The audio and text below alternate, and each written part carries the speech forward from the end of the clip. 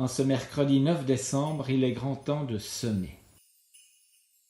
En Matthieu 13, en effet, Jésus raconte l'histoire du semeur qui sort naturellement pour semer.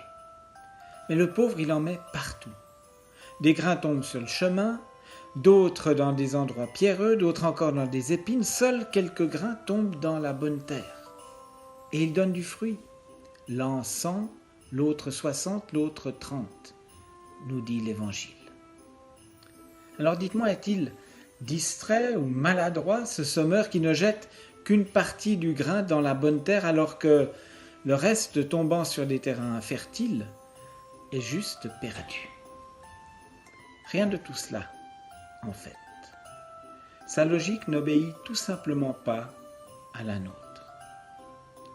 Il ne calcule pas parce qu'il n'a aucun objectif ni de rendement ni de profit. Sa manière est celle de Dieu.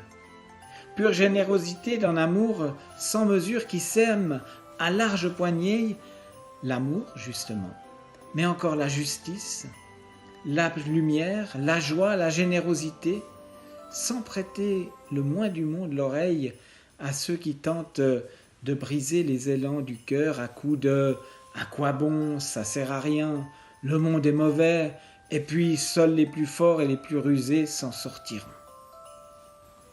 Une partie du grain semé finira toujours par trouver un terrain fécond et par fructifier, donnant jusqu'à 100 fois, rendons-nous compte, ce qui a été jeté en terre. Là où notre logique humaine ferait une étude de marché et ne s'adresserait qu'aux individus potentiellement réceptifs et productifs, la logique de Dieu, à laquelle nous sommes invités à nous adosser, investit, elle, sans compter, prenant le risque du gaspillage et même de la perte sèche. Le résultat?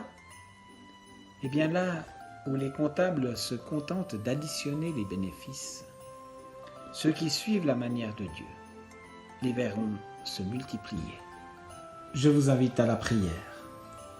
Jésus, maître semeur, tu n'exclus personne.